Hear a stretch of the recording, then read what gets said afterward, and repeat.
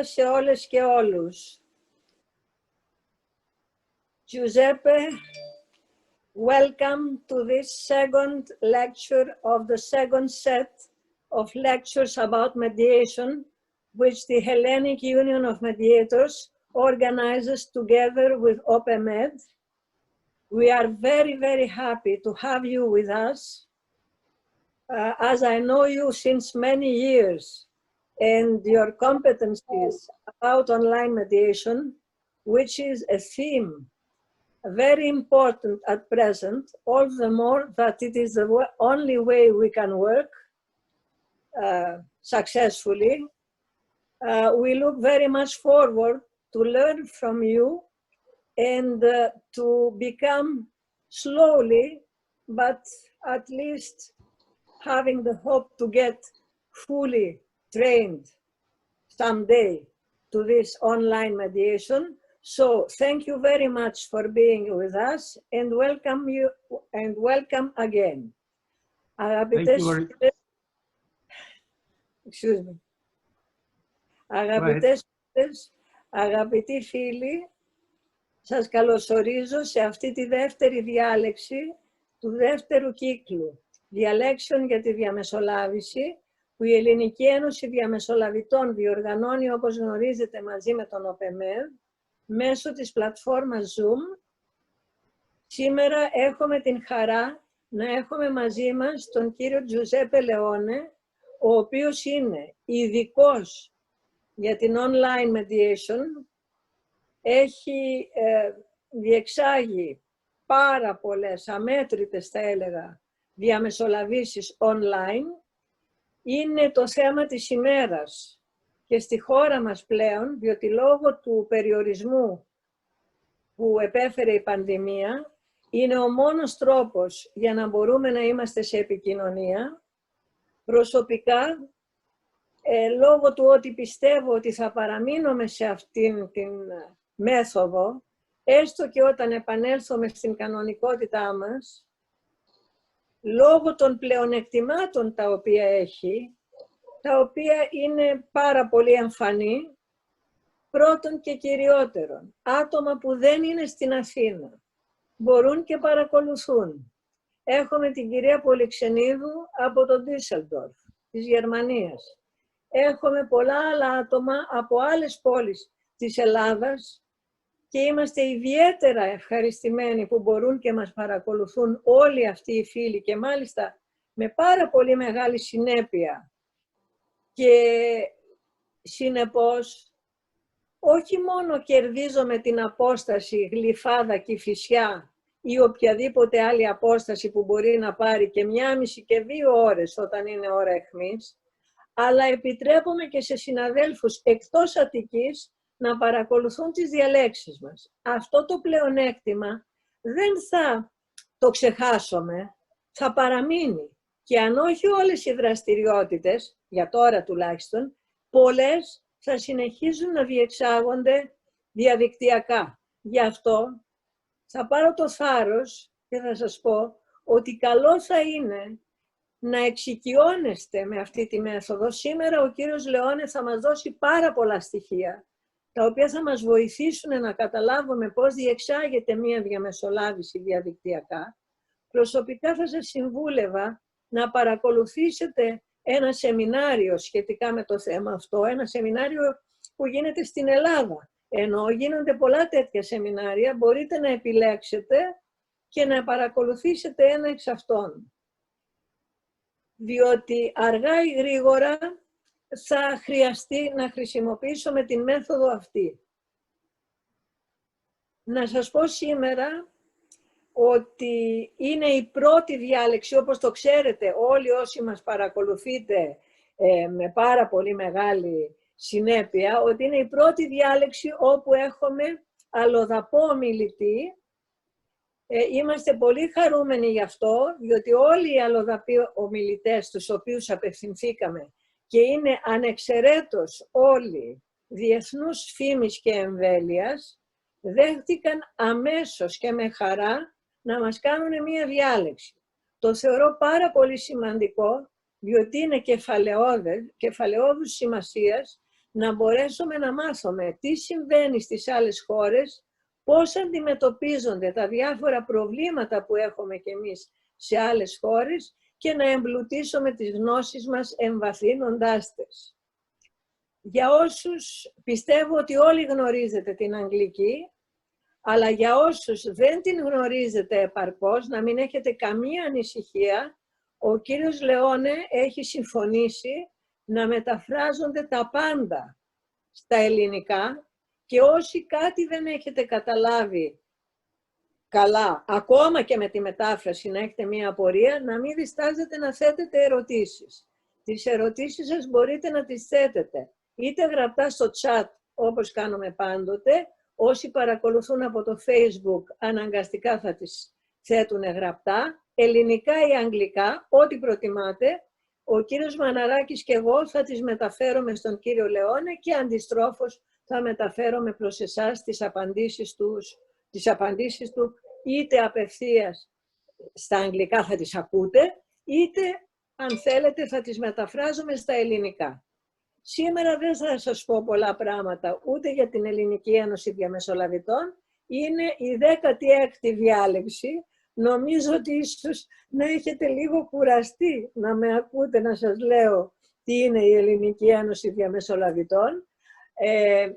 Απλά θέλω να πω, απαντώντας σε αιτήματα συναδέλφων, τα οποία ειλικρινά μου έδωσαν μεγάλη χαρά, όπου οι συνάδελφοι με ρωτούσαν εάν θα συνεχίσω με τις διαδικτυακές διαλέξεις και μετά από την πανδημία του COVID, και κάποιοι μου ζητούσαν έτσι με έναν τρόπο πολύ συγκινητικό, μπορώ να πω, να ξέρετε ότι είμαι συναισθηματική, παρόλο που ίσως δεν φαίνεται,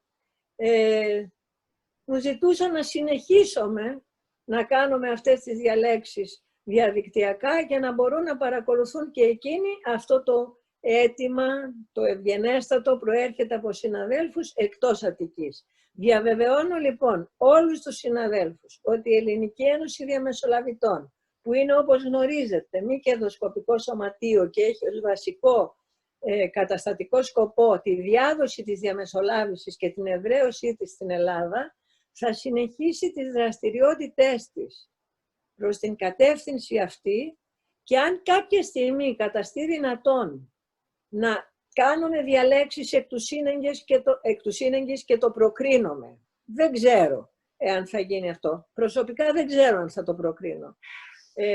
Για να είμαι ειλικρινής, δεν νομίζω.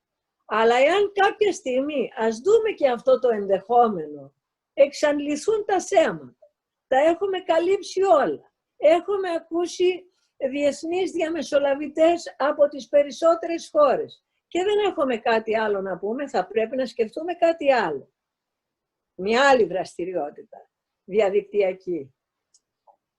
Θα δούμε, κατά πάσαν πιθανότητα διαδικτυακή. Σπέβδω λοιπόν να σας πω ότι έχουμε κατά νου να διοργανώσουμε εργαστήρια προσομοίωσης διαμεσολαβήσεων, που είναι εξαιρετικά σημαντικά, όσοι διαπιστευτήκατε το γνωρίζετε αυτό, και επίσης να περιλάβουμε σε αυτά τα εργαστήρια και προσομοιώσεις ΙΑΣ.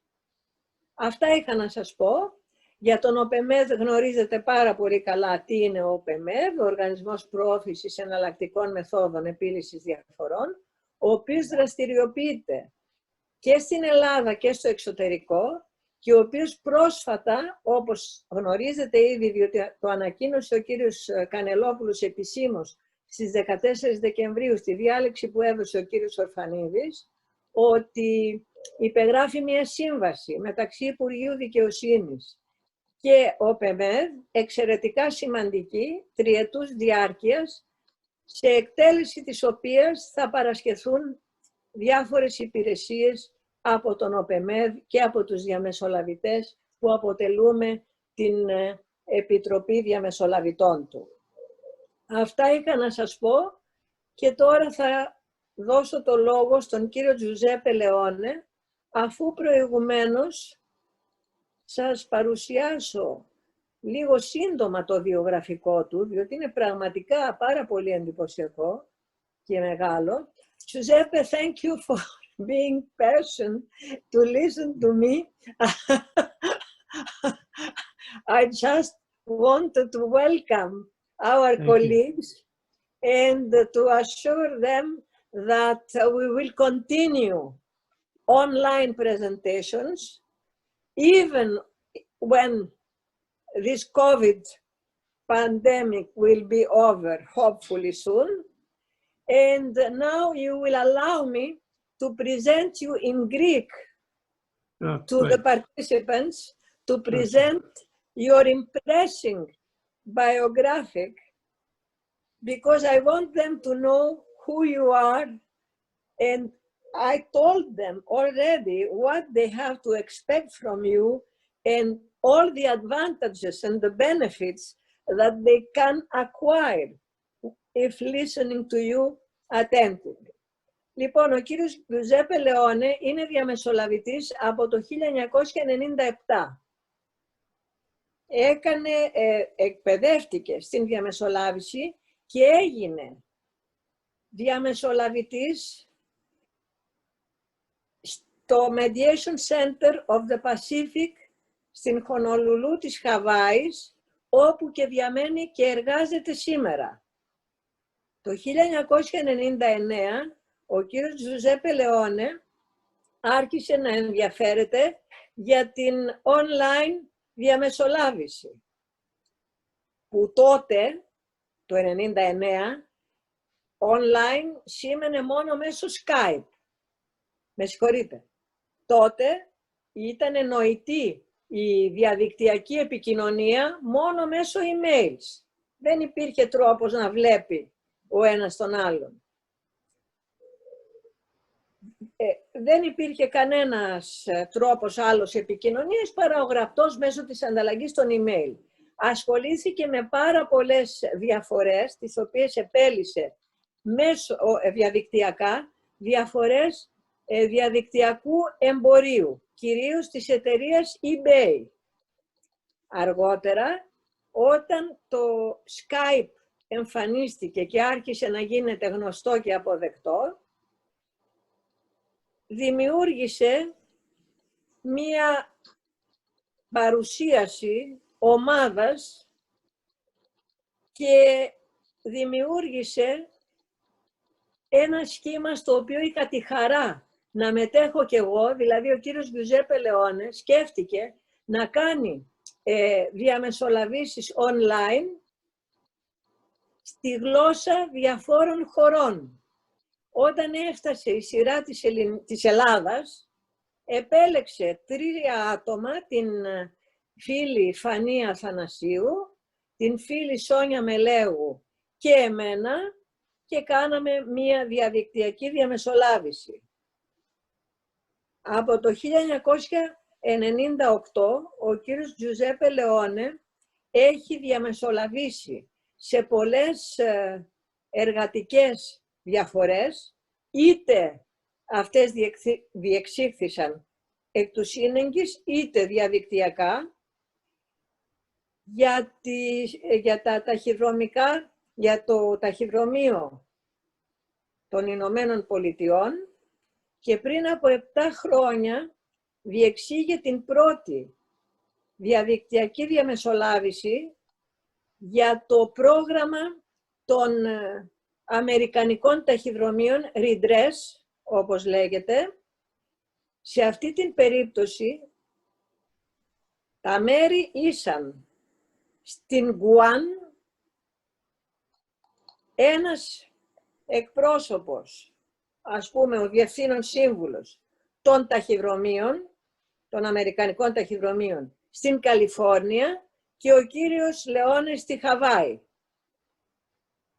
Τη σήμερον ημέρα, τώρα που μιλάμε, ο κύριος Leone προσφέρει 2 ώρες εκπαίδευσης στην διαδικτυακή διαμεσολάβηση μέσω του Zoom σε διαμεσολαβητές. Προσφέρει, είναι δωρεάν, είναι η προσφορά του, σε διαμεσολαβητές οι οποίοι θέλουν να μάθουν πώς να κάνουν διαδικτυακά ό,τι έχουν συνηθίσει και μάθει να κάνουν εκ του πλησίον.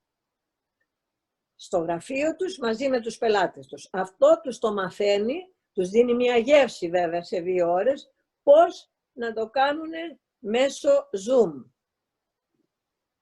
Αυτή η εκπαίδευση αποδείχθηκε εξαιρετικά χρήσιμη όχι μόνο στους διαμεσολαβητές, αλλά επίσης και στις οργανώσεις εναλλακτικών τρόπων επίλυσης διαφορών, όπως ο Δικηγορικός Σύλλογος του Σαν Φρανσίσκο, δικαστήρια του Μίτσιγκαν, του Λος Άντζελες και σε διάφορες ενώσεις καταναλωτών και επιχειρηματιών, καθώς και στην ομάδα εναλλακτικής επίλυσης διαφορών του Λονδίνου.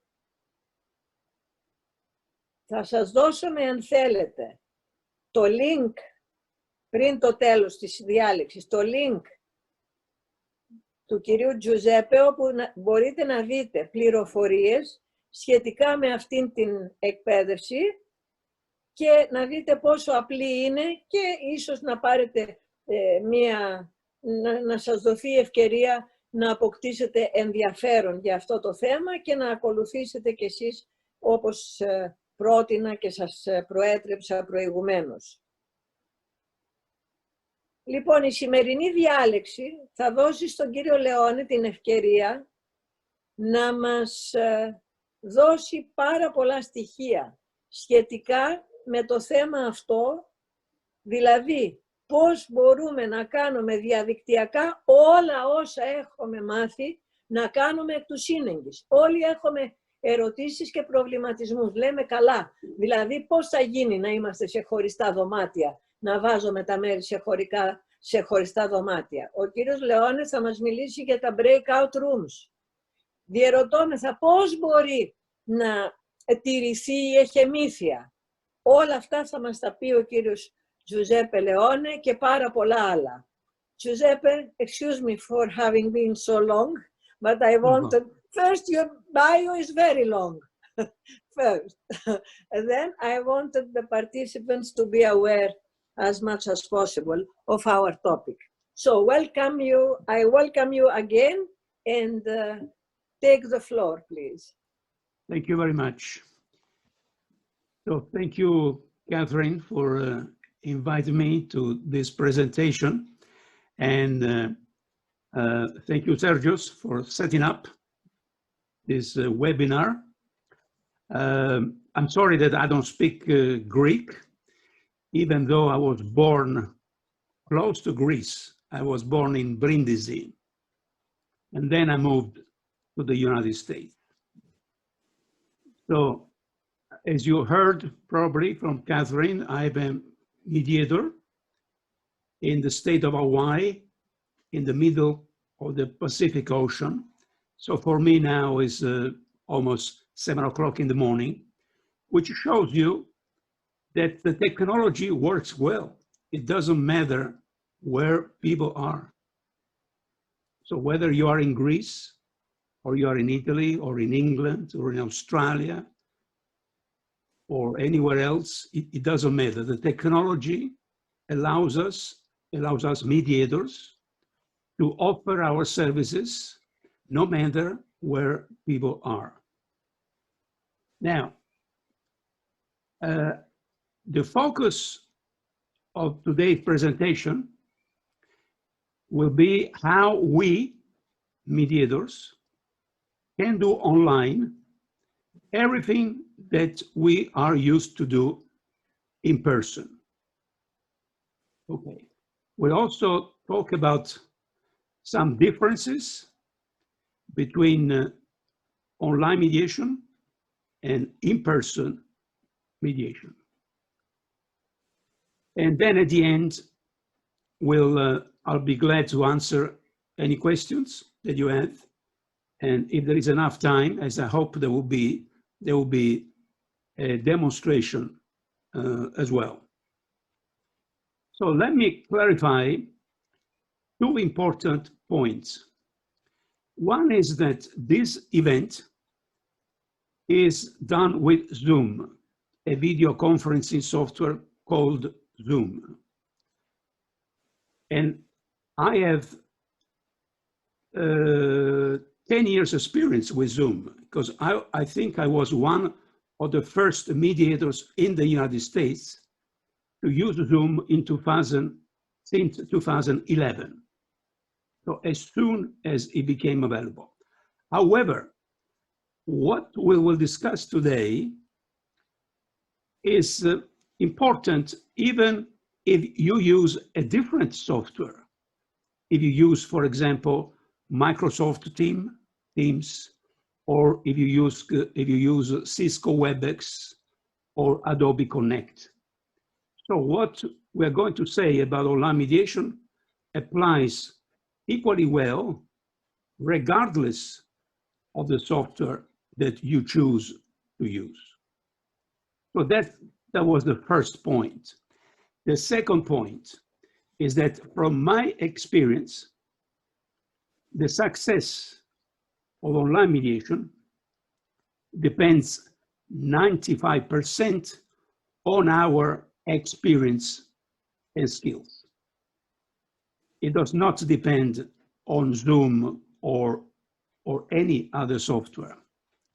And why is that? Because in order for us to learn how to establish a rapport with the parties, how to ask questions, how to help people communicate, listen to each other, express their thoughts and feelings, how to make decisions, that takes years of training and practice. On the contrary, learning how to use Zoom or how to use any other software takes only a few days or hours, depending on your familiarity with computers. So we're talking about years of experience and a few days of hours of training. So my recommendation would be not to be intimidated by the online environment, because the environment is useful to know what to click, but that will not make a difference. The difference is our experience and our skills. Okay, so let's begin from the very beginning. So in any online mediation, you have what is called a host. So someone who sets up the meeting, okay? Someone who sends out an invitation to the participants and say, for example, Tuesday, February 2nd at 10 a.m., you will participate in our mediation and click this link. So you as a host, you only need a computer, as you have,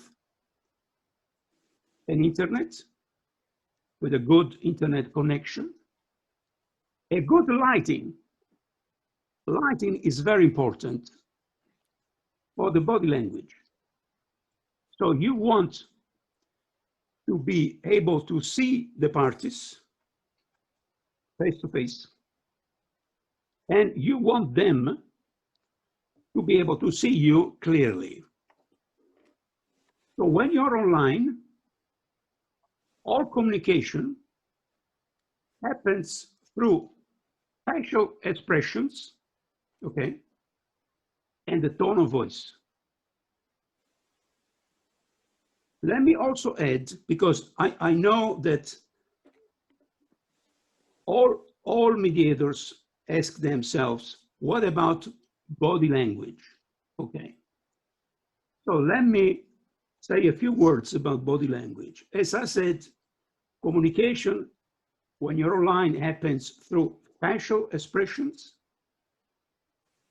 tone of voice. Okay. Now, as you have noticed, I'm using what is called a virtual background. Why is that? Because it's not necessary, but it can be useful when you want the people to see only your face, not the background. Okay. When you're online, you miss some body language. Obviously, you're not able to see the color of the party's shoes, okay? However, you gain something very important, and that is that you become aware of your own body language because you can see yourself on the screen,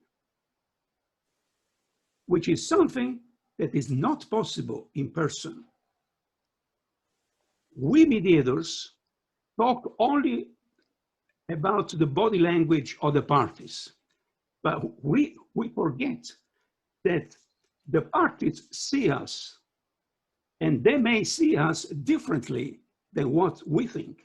That's why when you are online, as we are now, you become aware of your own body language. And I think that is a good plus compared to an in-person mediation. So when you mediate with Zoom, I assume that you have a Zoom account, okay? You set up a meeting, you send an invitation to all participants, okay? And you tell them what to do. My recommendation is to give all participants clear and short instructions. For example, when I invite people, I say, I say, our online mediation will start at 9 a.m. If you have used using a video conferencing software called Zoom. If you have used Zoom before, click this link.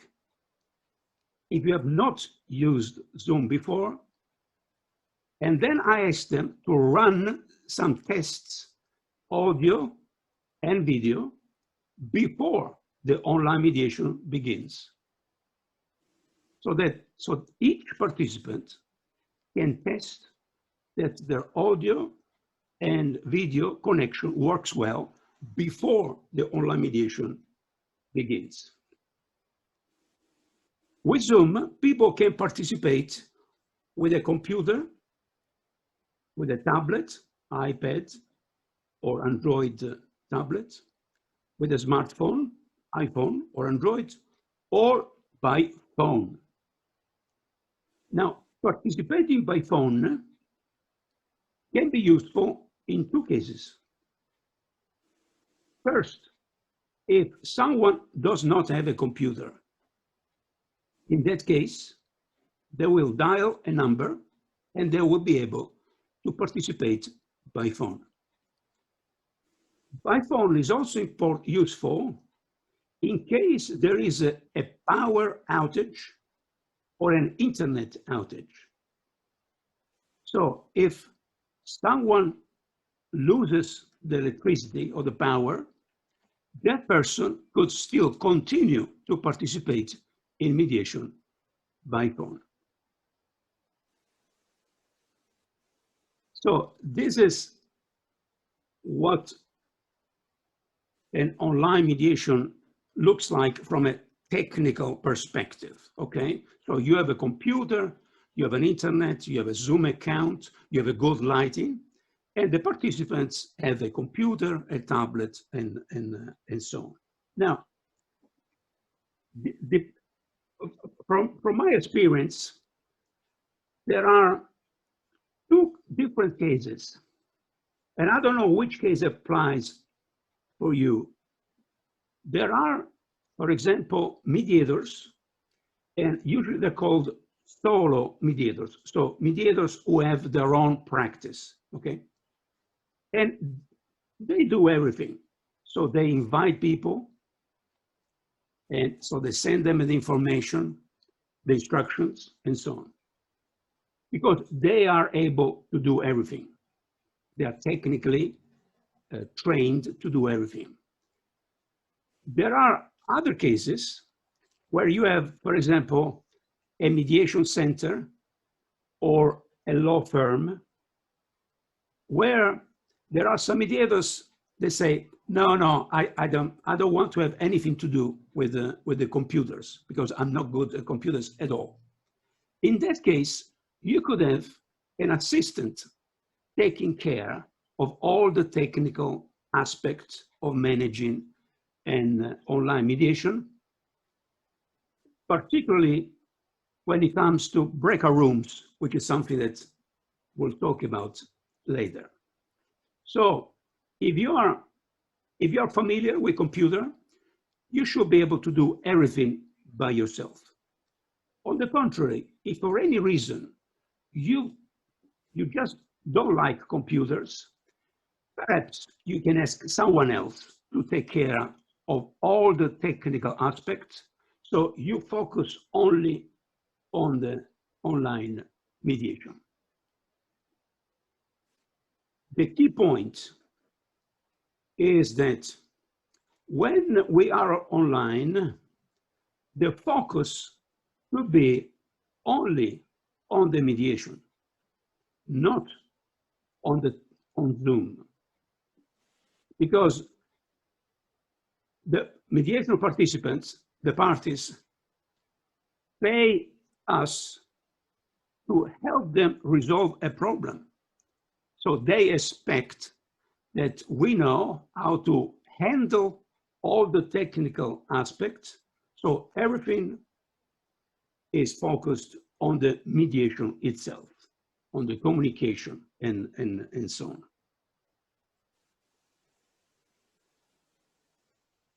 So let's begin from the very beginning, right? Let's see what are some basic decisions that we have to make. These decisions have to do with mediation, not with online mediation. So we have to decide, for example, who should participate in a mediation, right? 2 people, 4 people, how they will participate, by video, by phone.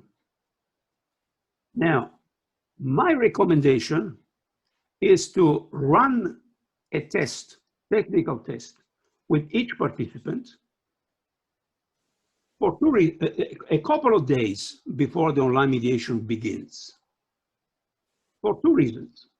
One, to test that the audio, video, and the lighting works, okay?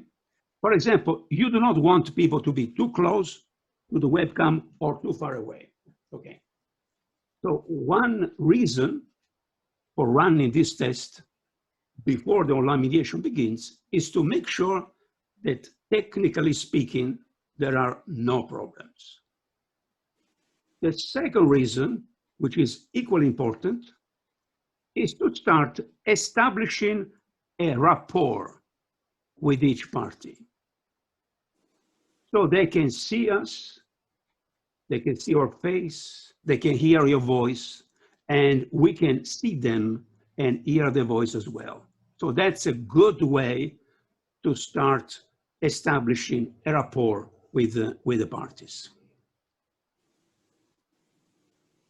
One decision that we as mediators have to make is also related to our rooms, so to speak. For example, this that we're having now is called main room. So everybody's here, yeah, for a joint meeting. Everybody's on the screen, okay. But as you know, during mediation, it is often necessary to have private meetings. And usually you have, in your office, you have a large room and you have smaller rooms, right? Where party number one can meet with their lawyer. Party number two can meet with a lawyer. Okay. We can do the same online. So we can have a main room, as we're doing now, okay? And we can create online any number of what are called breakout rooms. So people can have, so we can have private meeting with each party. For example, imagine that you have a divorce case with 4 participants. Husband, the lawyer of the husband, wife, and the lawyer of the wife. In this case, how many rooms do we need? I would recommend to have 4 rooms. 1 room for the husband and the lawyer. The second room for the wife and the lawyer.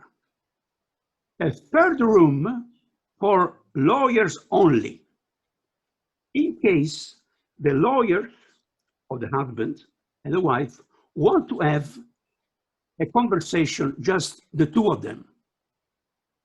Okay? And finally, a room, a private room, just in case we want to have a private conversation with 1 participant, or they want to have one participant wants to have a private conversation with us. For example, if Catherine is one party, either a spouse or an attorney, I could ask Catherine, I think that I would like to have a private meeting with you. Is that okay with you? Or she can say, Giuseppe, there is something that I would like to discuss with you privately, one-on-one, so that only the 2 of us. Okay. So as you can see, we have 4 participants and 4 rooms. Okay. And those are decisions that it is better if we make before the online mediation begins, so that we can create the rooms and we can rename them. Now, we also need to decide if during the mediation, the parties are going to share some information, documents,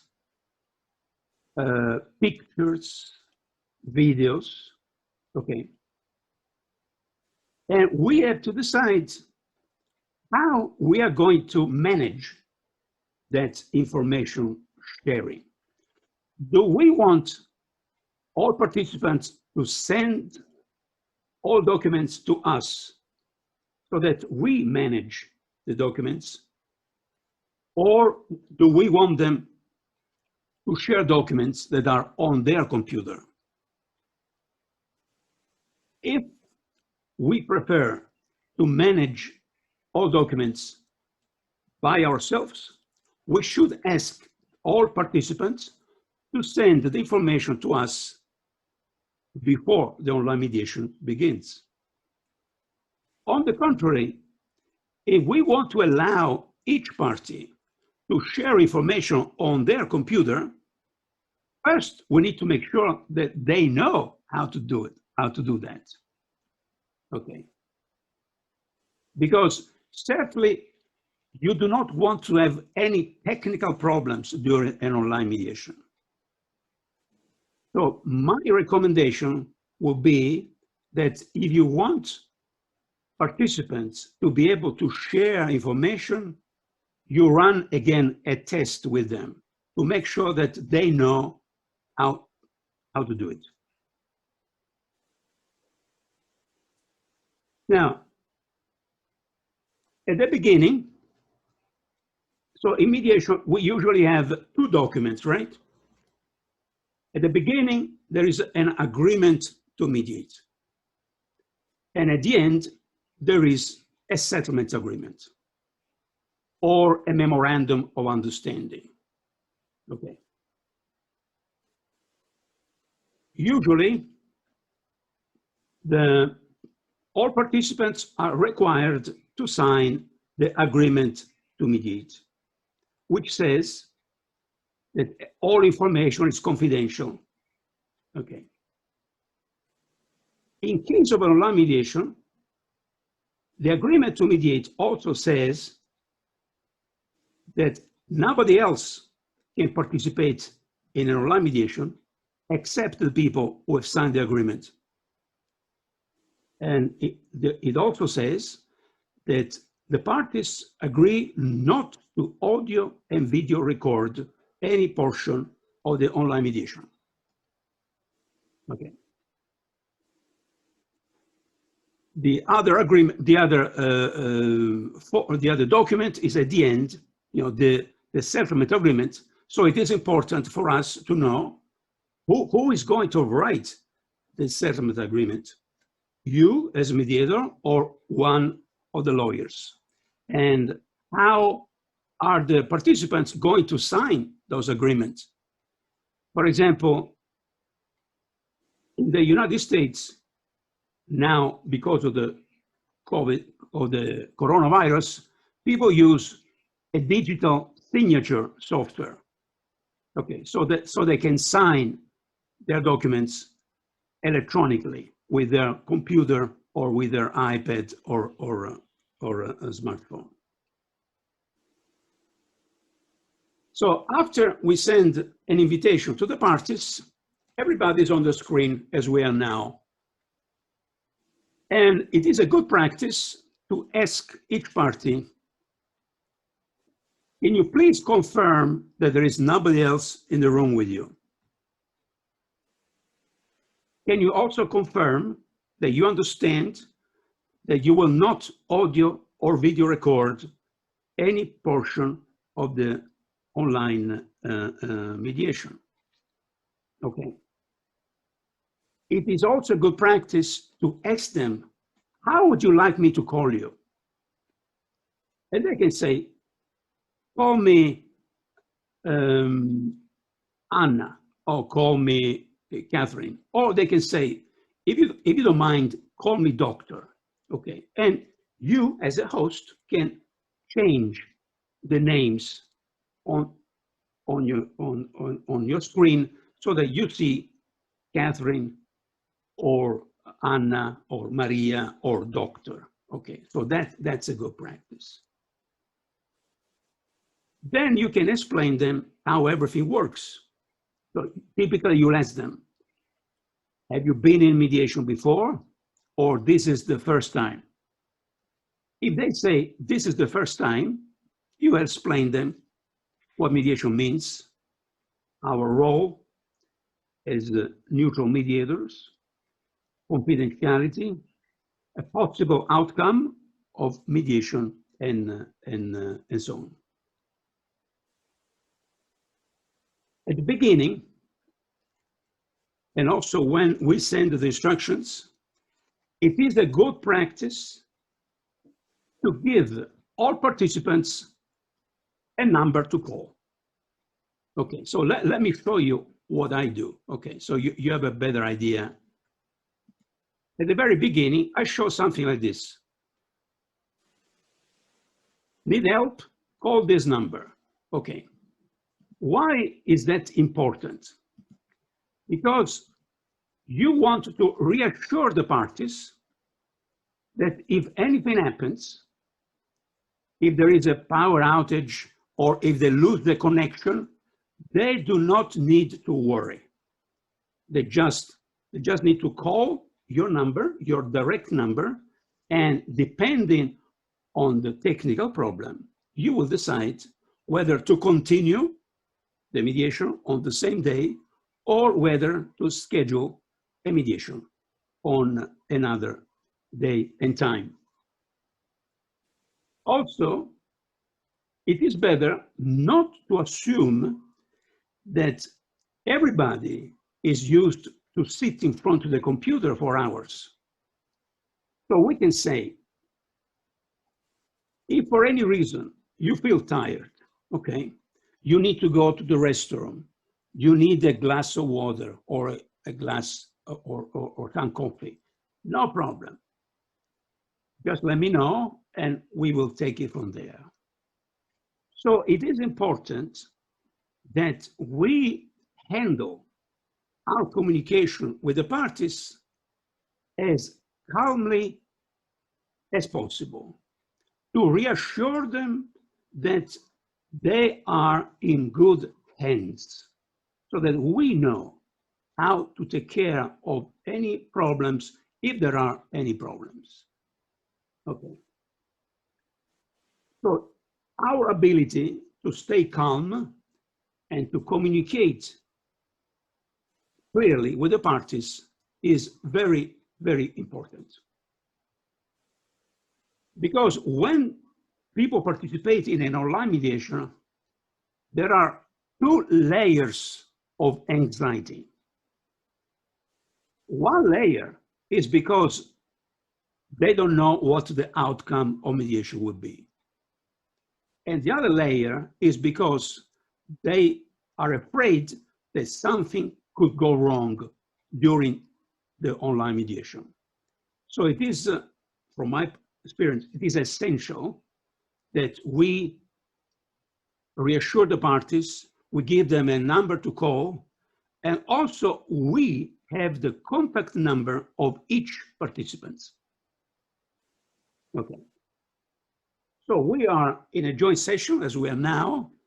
And if I say, Catherine, have you been in mediation before? No, this is the first time. I explain, this is how it works, okay? And then I will ask the parties, to tell each other their different perspectives. And then probably there will be a time for private meetings. Now, from my experience with American mediators, and also European mediators, I've seen that some mediators prefer to have a joint meeting at the beginning and then to have private meetings, okay? Some mediators. Other mediators prefer to have many private meetings, and then they bring everybody together. Okay, so it is a decision that it is up to you to make.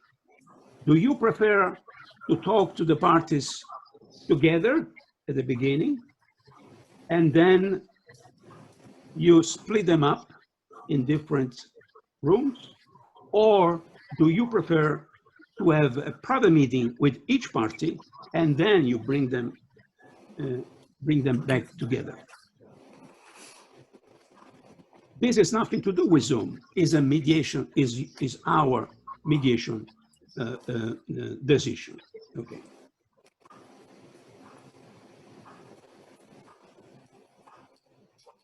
Okay. Now, I've already said that with Zoom, there are what are called breakout rooms, okay? So in case we have, say, 4 rooms, we can create them in advance. We can rename them. Party 1, Party 2, attorneys or lawyers only, and private room. Then we can assign the people to the rooms so that from the main room, they will move into their own room. We can also join a room, okay? And my recommendation is to join a room after you knock on the door, because the room is private and is confidential. So it is important to respect the party's privacy. And knocking on the door, it means this, that I have Catherine's phone number, right? So I will ask Catherine in a room, Catherine, this is Giuseppe. May I join you?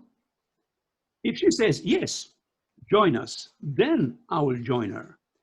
If she says, no, no, now I'm still talking with my client, come back in 10 minutes, then I'll go back in 10 minutes.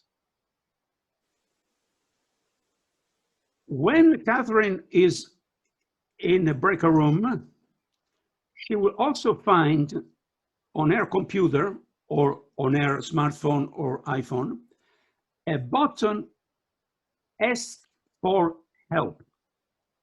If she clicks that button, it means that she needs to talk with me.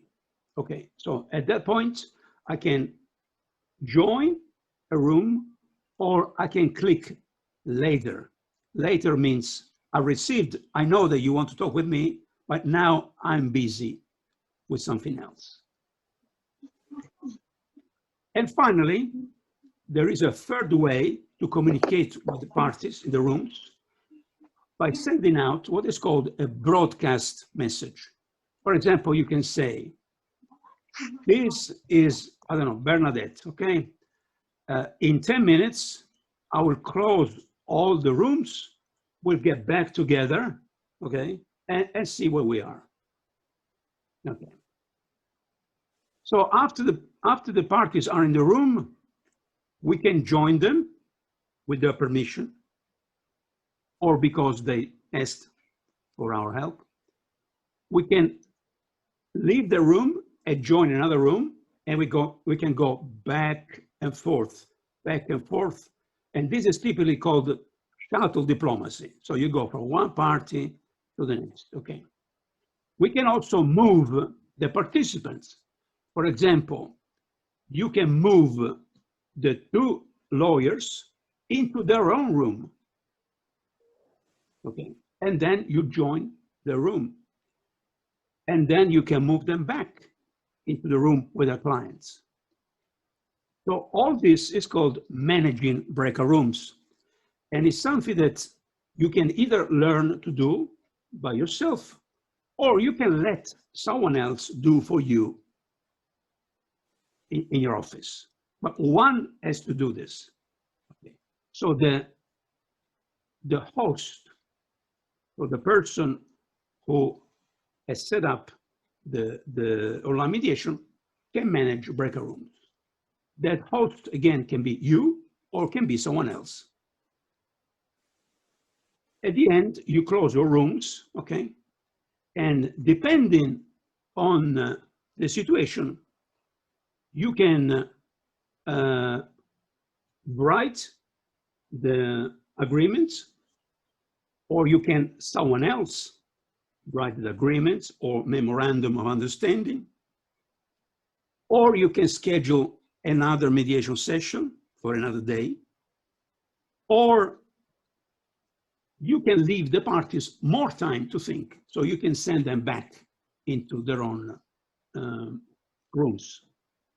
So at the end, there will be either an agreement or another session, or there will be some decisions made by the parties. Once there is a settlement agreement, that settlement agreement will be sent by each party, as I said, typically with a digital signature software, like DocuSign or any other software, so that people receive the agreement on their email with an attachment, and they can sign it. And that's the end of the mediation. So from beginning to end, okay. Now, at this point, I think it would be useful to hear if you have questions about what I said before we move into the demonstration. There is a question from Ms. Kazitori. I'll just read it in Greek for everybody and then I will translate it. Στα ελληνικά είναι ρωτάει η κυρία Καζιτόρη αν το άτομο που τυχόν βοηθήσει στα τεχνικά το διαμεσολαβητή θα καταλύσει εν μέρει την εχεμήθεια και την εμπιστευτικότητα της συνεδρίας. So, Giuseppe, the question is this. You said that you can have a person who can technically assist the mediator. Is this person, in a way, going to undermine the confidentiality and the non-disclosure obligation of the session of the parties? Yes. Yes. Every person who participates in a mediation should sign the agreement to mediate. Yes. Yes, but this person who is going to assist the mediator, by doing so, by technically assisting the mediator, is he in a way undermining this confidentiality obligation and the non-disclosure obligation? This is the question. Well,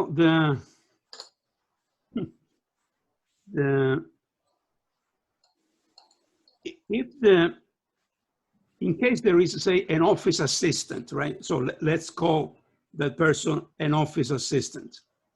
If that office assistant is going to help the mediator manage, the technical aspect, that person is a participant.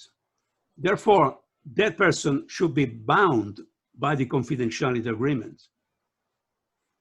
And by the way, I think that the parties should be asked if it is okay with them that there is an office assistant. Okay. So it is important to decide at the beginning who is going to be in the mediation, and everybody, all participants will sign the agreement to mediate. Certainly, you do not want to have any surprises. You cannot say, for example, oh, by the way, Catherine will help me with this. No. So you have to ask particularly the permission of the parties and their lawyers. Is it okay if I have an office assistant help me managing the rooms? And they can say yes, or they can say no. Does that answer the question? I think so, but Ms. Kazitori can intervene if she wants. And I guess this party, this officer assistant, will also sign the confidentiality agreement. That's correct. Okay. There is another question from, I don't know, I cannot see the name. It's user 01. What is the case with possibly hackers who may intervene and steal some information from this case? Sorry, can you say it again? The question is, what is the case with possibly hackers who may intervene? Yes, hackers, and steal information from on behalf of some of the parties. Okay, good question. Now, security is a very important topic in an online mediation. And Zoom has become good at security. So there are different levels of security, okay? For example, before the people show up on the screen, which is called the main room, they will first go into the waiting room. And only if you recognize them, you will admit them into the main room. So that's one way. So there is a waiting room, then there is a main room, and there are the breakout rooms. Also, as a host, you can assign a password to each meeting. so that only the people who have a password can click the link. And after they click the link, they end up in the waiting room. Okay. Another layer is that if you want, you can require the parties to fill out a registration form so that you know that only the people who are registered can participate in an online mediation. So I know that there is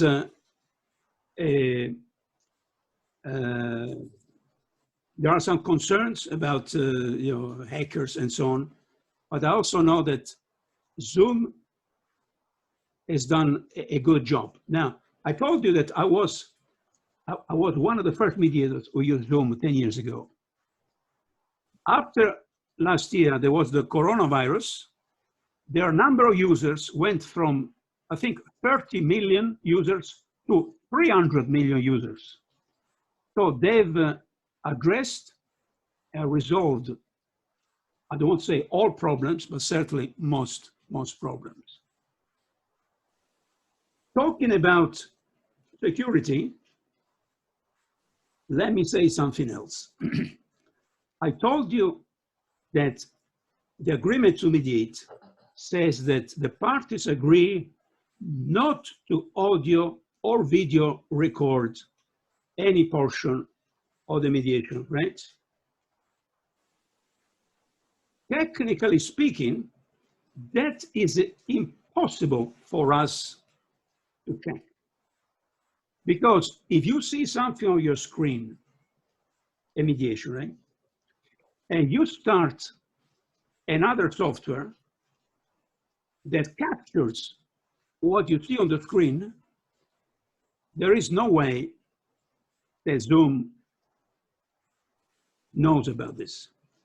So the only way that we can protect ourselves is by having all participants signing the agreement to mediate that says that no information exchanged during an online mediation is allowed in a court of law, in a trial, and that you, as a mediator, cannot be called as a witness for any participant. So it is important to be aware of the potential problem that someone who is expert in computers can capture what they see on the screen, and also to be aware of the solution.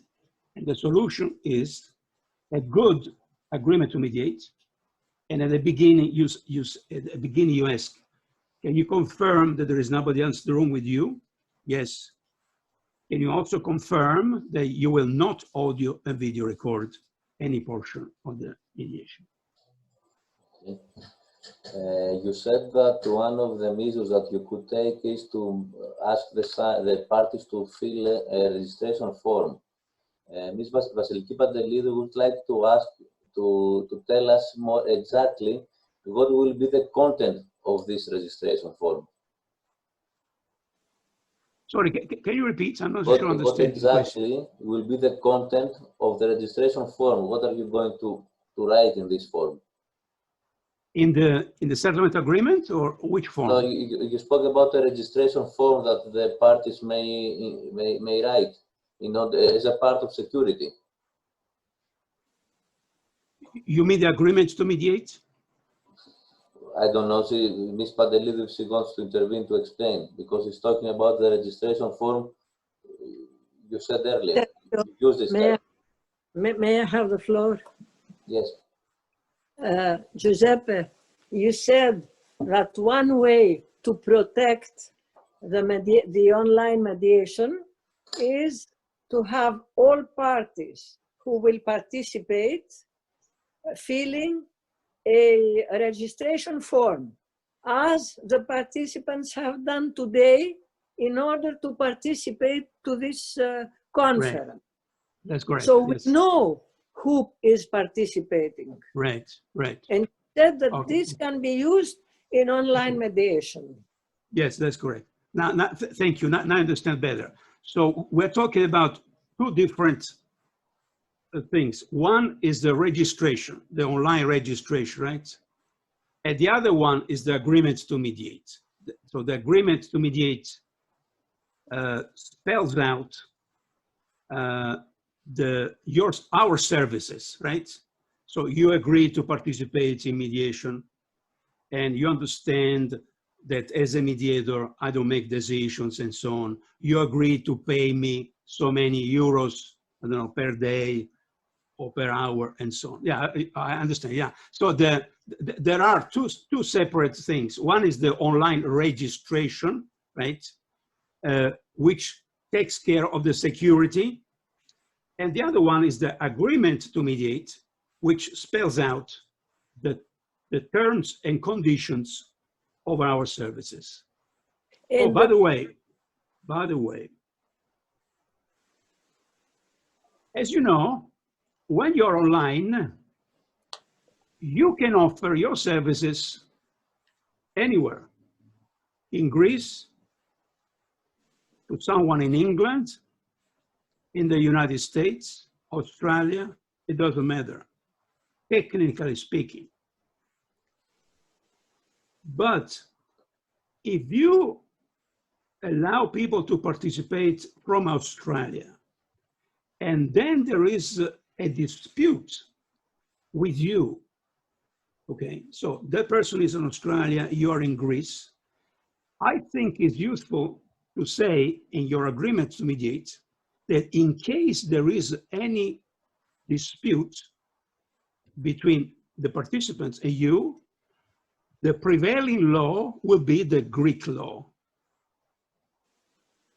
Does that make sense?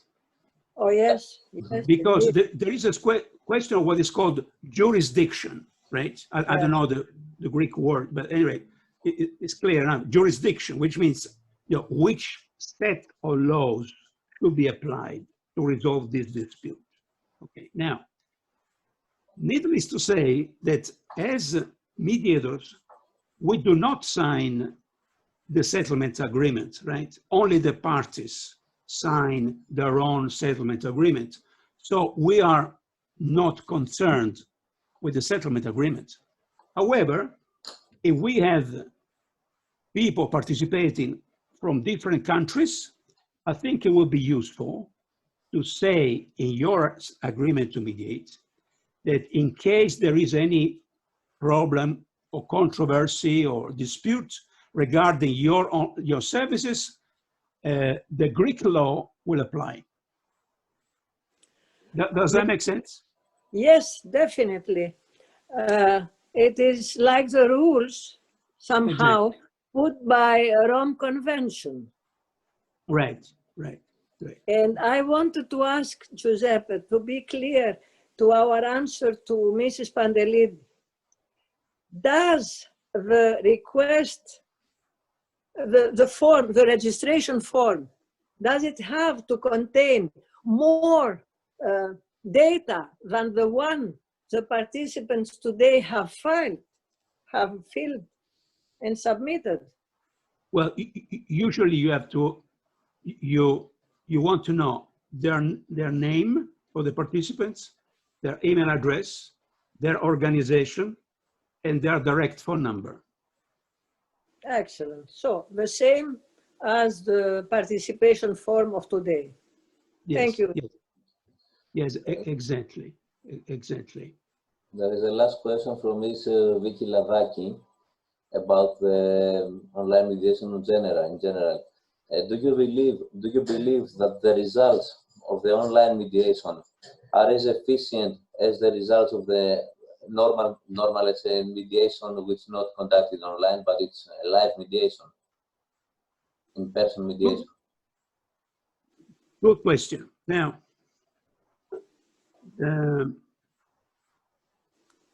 after an online mediation, I asked myself, if I had mediated this case in person, will I have done anything different? Or will I have said anything different? And the answer in my case is no. I think that after some practice, and I will say more about practice, okay?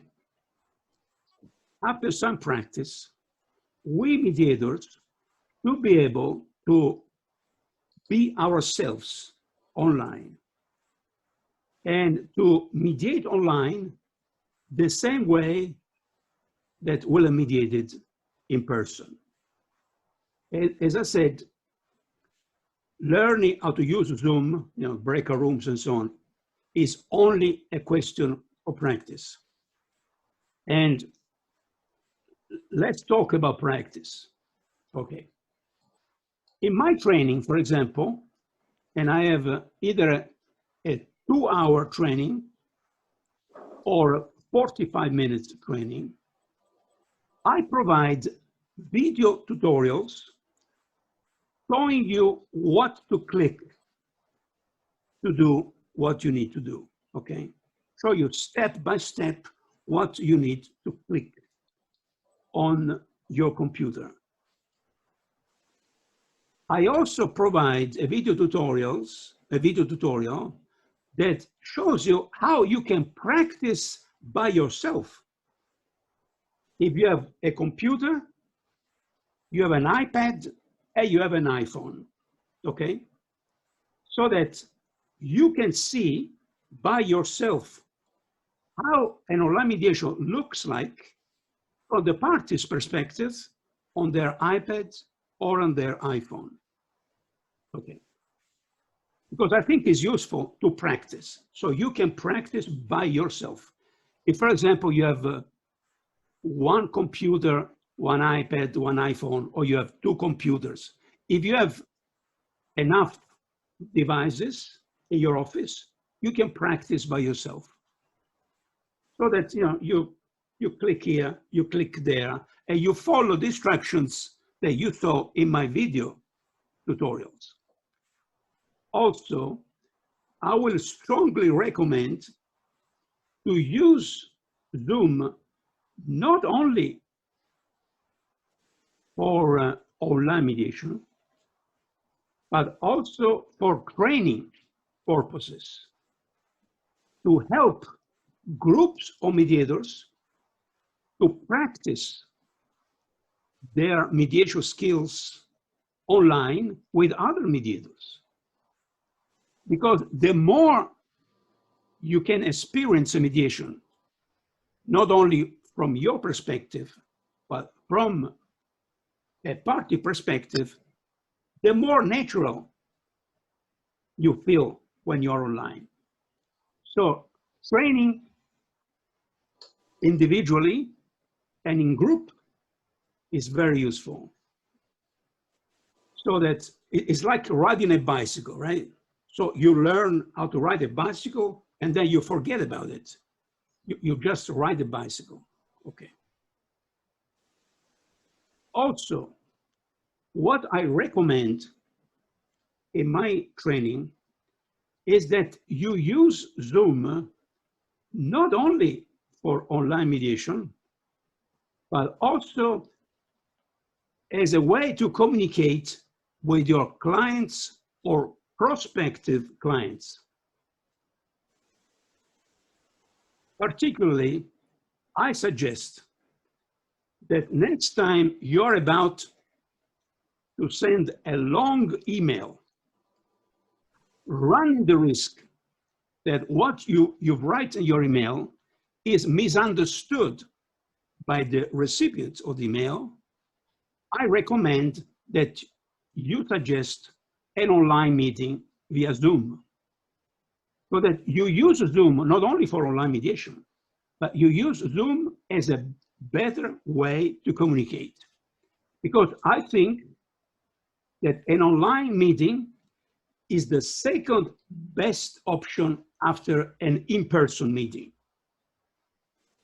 And certainly, from my experience, it works better than communicate by email. and it works better than communicate by phone.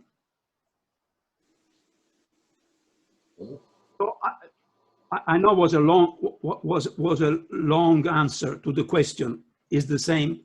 As I said, with experience, you should be able to be yourself online as you are in person.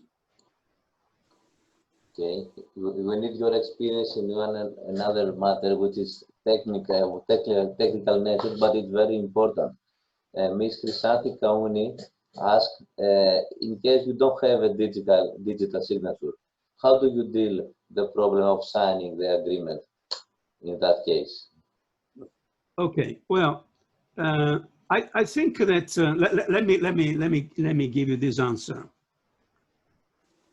I think that the most important task for us mediator is to make sure that the parties reach an agreement, but they are clear about what they are agreeing to, okay? So they are committed to make that agreement work.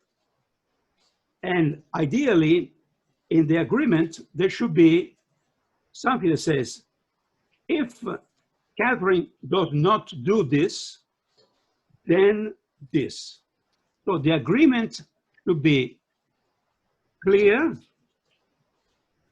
comprehensive, and it should be an agreement with the commitment of the parties to make it work. Okay. Once you or the attorneys have written agreement, I think that how the parties sign the agreement is less important than the agreement itself. So if you use a digital signature software, that's fine. If you prefer to use a fax machine, that's fine too. But I will not give too much importance on how the parties sign the agreement. I think it's more important that the agreement that we help them reach is an agreement that the parties want to make it work, because they think that the agreement is much better than their alternatives. Okay. Now, are you allowed to use digital signature software in Greece, or is yes, not allowed? Yes, yes. Okay, that's fine. Another question from Mr. Manos Limbertas. From your experience, you can say that people tend to prefer the online mediation, or that there is still a suspicion to the procedure? Well, I think Catherine said at the beginning that right now, if someone wants to participate in mediation, they have no other option than an online mediation, right? Okay. So now online mediation is a necessity. However, I think it's up to the it's up to the mediator to ask each participant, are you okay in participating in online mediation? If someone says, no, that's not for me, well, in that case, you have to cancel the mediation. The message here is that the parties need to be comfortable. So if they are okay with mediating online, that's fine. If one of them says, no, I don't like this, I want to be in person. Oh, by the way, you could also have a situation where you have some people in your office, okay, in the conference room, and some people online. So not everybody needs to be online. When you have, say, the wife in your office and the husband online, it is important that the person who is online does not receive more or less attention than the person who is in front of you. So from your perspective, the fact that someone is across the table or is 100 miles away should not make any difference about the fact that in mediation, every party should have full and equal opportunity to speak up their minds. I think it's time to proceed to the next stage of this. No, excuse me, Sergio, Yes. Sergio, excuse me. There is a question from Mrs. Evangelia Menexer. Yeah, I wanted to say that. You stated before, earlier, Giuseppe, that you present video tutorials. And Mrs. Menexer would like to know how we can have access to such tutorial videos. So the video tutorials are part of my training. So, for example, let me explain how it works, okay? I have two trainings. One is a 2-hour training for mediators who have no experience with online mediation, none, zero. And then I have a 45-minute training for mediators who have some experience with Zoom, but they need to practice.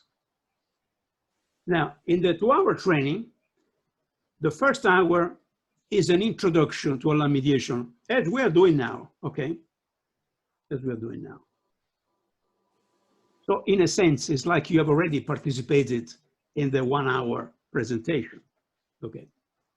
Then, between the first hour presentation and the second hour practice, I send the mediators the video tutorials to watch before the 1-hour practice.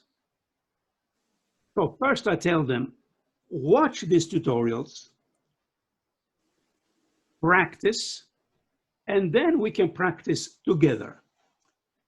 Now, when, for example, we do the practice, I'm connected with 3 devices, 1 laptop, 1 iPad, and 1 iPhone. So 3 devices. And I ask the mediator to use different devices. So we simulate an online mediation.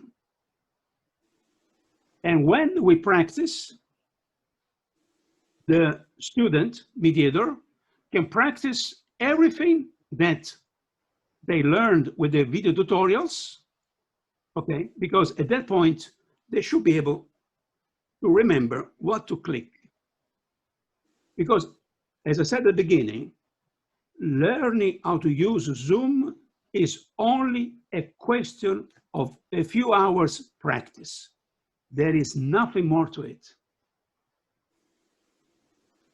And once you know how it works, you should be able to mediate with Zoom the same way that you will mediate the in person. So, Giuseppe, may I put a question?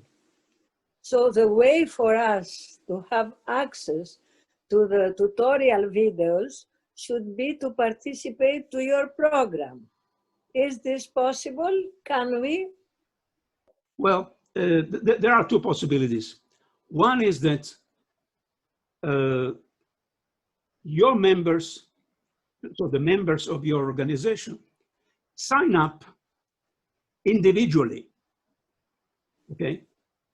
Or we can, after this, we can talk. If you want to have the video tutorials made available to all the members of your organization, so everybody can watch them, and then we can have a number of practice sessions for group of mediators. Good. That's something that can be done. I mean, if, for example, Bernadette, I say Bernadette because I can read Bernadette. Okay, so if Bernadette wants to have a practice session just for herself, okay, again, I will send the video tutorials and then we can practice. On the contrary, Catherine, if your organization, association wants to have a mediation training for all your members, then we can discuss how every member can receive the video tutorials and how they can practice in small groups. Good. For example, just to give you some idea how that may work, okay? We could have practice sessions either with 3 mediators or with 5 mediators, so that each mediator has enough time to practice as the online mediator, right? So you could have the mediator, party 1 and party 2. Or you could have the mediator, party 1, attorney 1, party 2, attorney 2. Okay, so it depends on how we want to organize the practice session. But in my view, practice is not a big deal, but it's very important, because the more you practice by yourself and with other people, the more you get used, to being online. Does that answer your question, Catherine? Or? Yes, of course. Thank you very much. I will make an announcement for the members of the union. Yeah, you can. Yeah, if you want, you can ask how many members are interested. Yes. Are interested in practicing, because what we do, Catherine, is what we did years ago with Skype, right? Yes, exactly. So yeah, exactly. So I set up, let's say, the practice session, okay? And then I say, okay, Catherine, now you are the mediator, right? So I pass control to you, and you are the mediator. Okay? Yes, I remember very well. And all the 3 of us have been the mediator. Exactly. Now, because this is something also for you to decide. The practice could be for 2 different reasons. One is to practice with Zoom, okay? So to get used to what to click. The other reason could be to practice your mediation skills, so that after the practice, the 2 mediators who play the role of the parties can give you their feedback. Correct. Not only about their experience with Zoom, but also about their experience with you as their mediator. True. So there are 2 different goals. One is practice with Zoom, technically speaking. What should I click? Okay, click. The other one is to practice your mediation skills, what you learned during your training or during your experience. Okay. For example, if you want to practice with your skills, after the practice, the 2 mediators who play the role of the parties can tell you, Catherine, if your opening statement was clear. Mm-hmm. They felt about you. I mean, were you able to establish a rapport with them? And when you made the decision to see the parties individually, how did they react to that? Did they understand why you made the decision? So there are 2 different reasons to practice. One is practice with Zoom, and the other one is to practice to learn to be a better mediator. And whether you're a mediator online or in person does not matter. I think that's nice. Perfect. Any more questions? Go ahead, go ahead. Did I interrupt you? No, no, go ahead, go ahead. You said at the beginning, Giuseppe, that if we have no computer, no iPad, no iPhone, no device at all, we can still make an online mediation or participate to an online mediation through the telephone. That's correct. But then we will not have the picture, isn't it? That's right. Yes. So we will be deprived from the possibility to interpret the body language. We will only have the tone of the voice. Yes. Yeah. Yeah. It's not the best solution. I think is a useful solution, but it's not a good solution because you don't see the people. They don't see you. As I said, the phone mediation can be used as a plan B, as a backup option in case there are some problems. Now, most people now have smartphones, right? Yes. And the smartphones have a built-in camera, which works very well. So participating by phone is something that happens rarely, but it's good to know that it is possible. And if we participate through an iPhone, we can have the picture also. Yeah, of course. Yeah, sure, of course. Yeah, sure. Yeah. Yes. Okay. Any more questions, or can I show you some? Okay, so let's say. Do you want to make your host for this time? No, that's fine. I just want to. How are we doing with time? Are we taking more time than? No problem, Giuseppe. No problem. No problem. All right. Okay. Okay. So what I'm going to do is to show you how the mediator can share pictures, documents, and videos, and how the mediator can write a settlement agreement. Okay. Okay. I'm also going to show you how the mediator can use some annotation tools, which are provided by Zoom, in order to make it easier for people to understand what they should pay attention to and what we are talking about. Okay, so let me show you. Let me begin with a picture. Okay.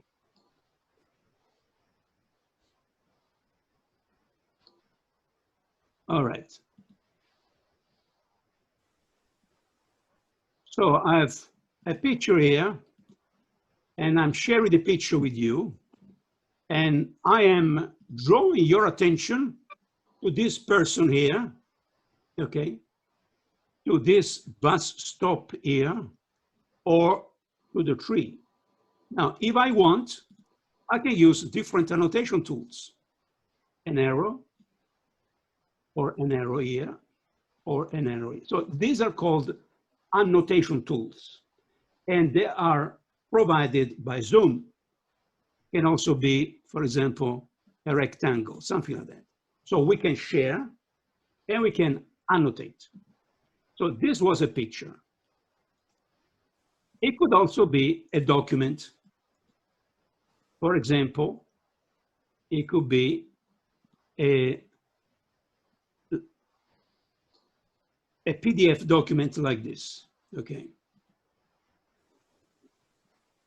So this is a landlord-tenant. And as you can see, I'm using this laser to draw your attention to this paragraph, rent, form of payment, and so on. And as I said, I could also use a rectangle. Okay, so everybody knows what is we're talking about. Okay, so we are done with this. Let me show you a video. So you can see I work with videos in case the parties have some videos that they want to share. So I'm going to open the video. Okay.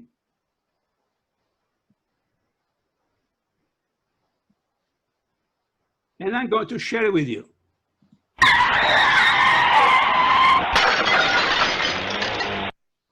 Okay, so that was a video.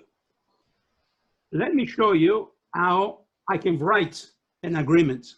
So what I do is I open a word processing document, okay, like this.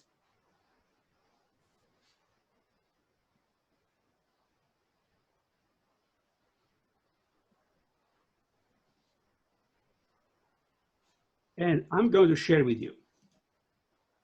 And it could be a Microsoft Word document, or it can be a document, a standard document that you have already prepared, what is called a template. Okay.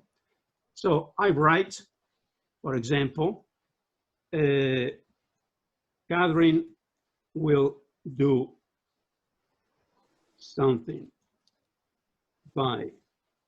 will do A, B, and C by April 1st, 2021.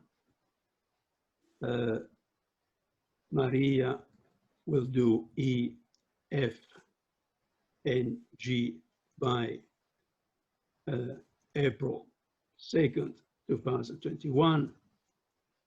If the parties are unable to complete the above tasks on time, they will contact their mediator as soon as possible before taking any action against each other. Okay, so obviously this is very, very stupid, simple. But so to show you that all you need is a word processing document, and you or the attorneys can write a memorandum of understanding, or can write a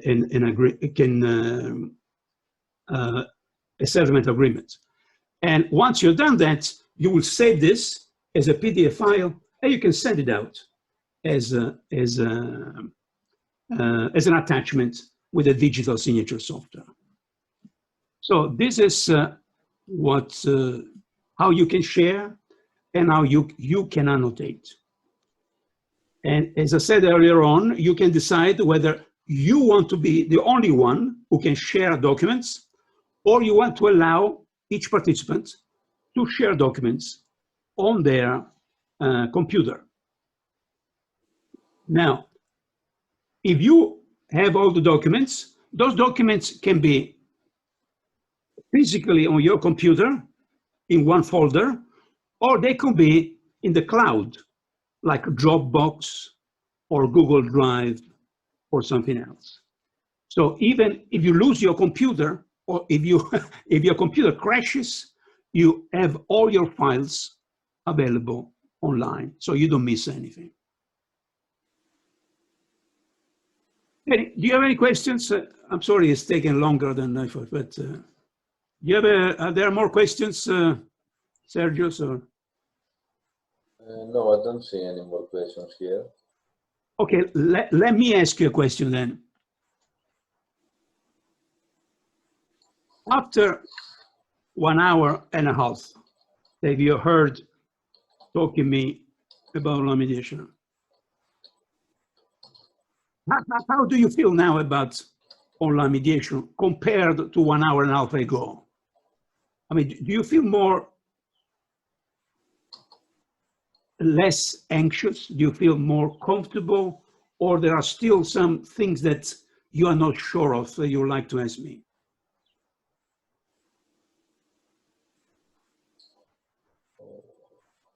No? Γιατί δεν έχουμε απαντήσεις?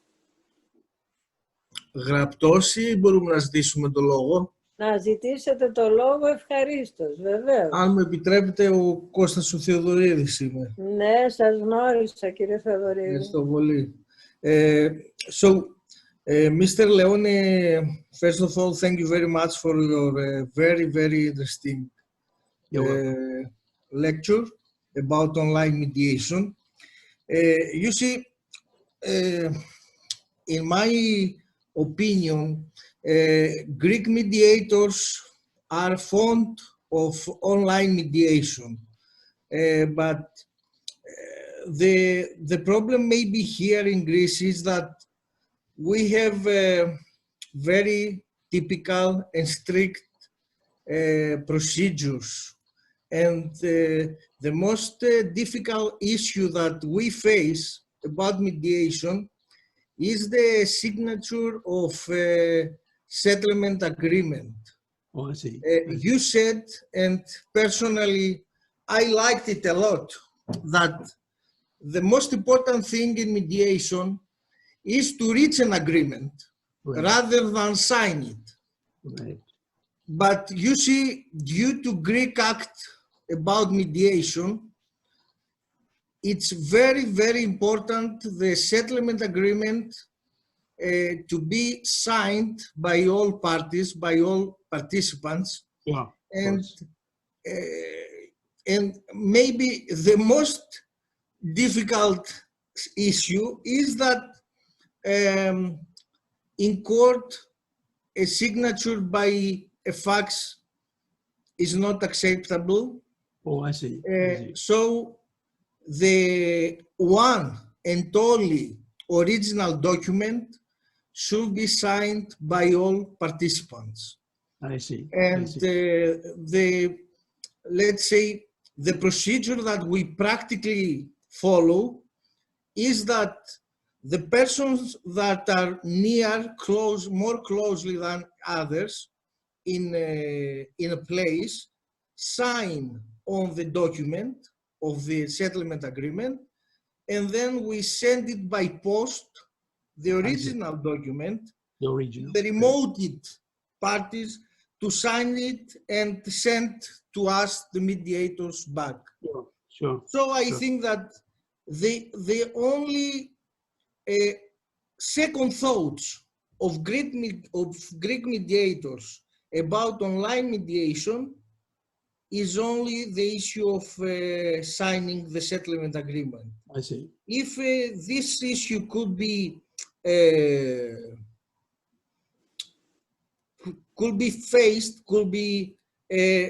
regulated in a more convenient way by law, maybe it is much to say all, but most of Greek mediators will gladly use online mediation. Right, right. Thank you very much. This is my opinion. Thank you very much. Sure. Thank you. Well, as I said, I'm glad that you agree that it's important to have a good settlement agreement. Then how the parties sign the agreement, it depends.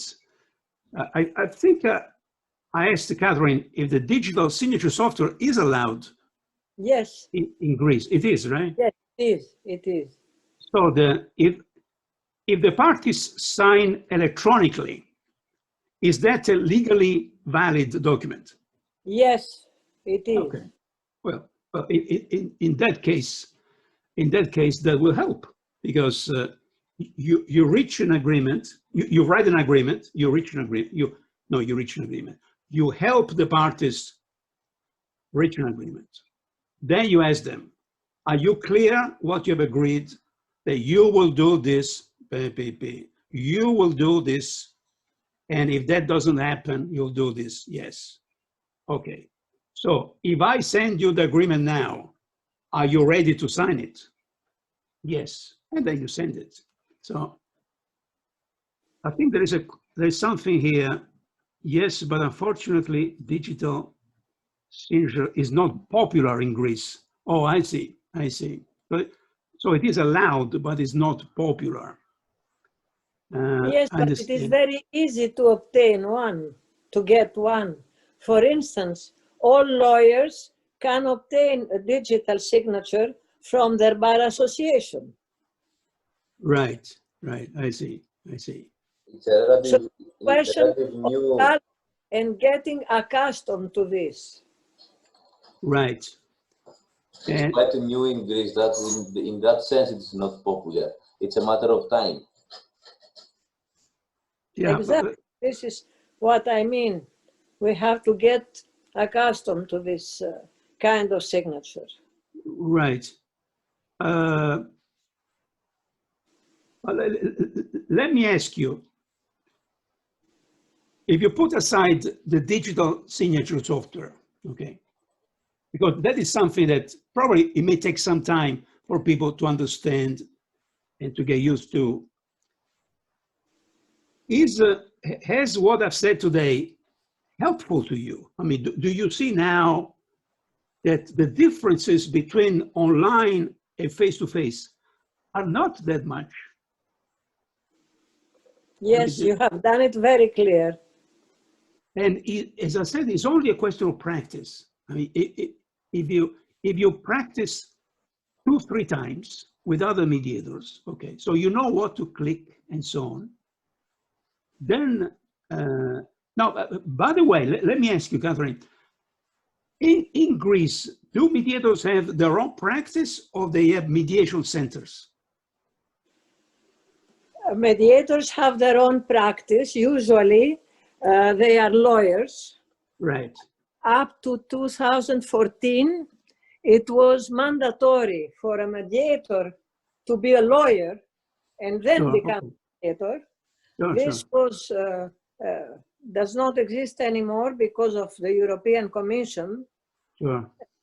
And now, a person having a university degree can become a mediator, not necessarily from a high law school, but any diploma of university. And there are centers, but not working a lot. I see. There is, for instance, the Hellenic Center for Mediation and Arbitration, of which personally I have been one of the first members, but it does not work a lot. I see. There are also, there are especially centers for training of mediators. Sure, sure. And one has been created recently by the Chamber of Commerce and Industry of Athens. I see. I see. And also universities have formed centers for the training of mediators. Right. So it's a mixed situation. Well, obviously there are many aspects of the mediation practice or online mediation, and one is marketing, right? So how do you find people who are interested in your services? But that's a different topic. For example, when mediators take my training,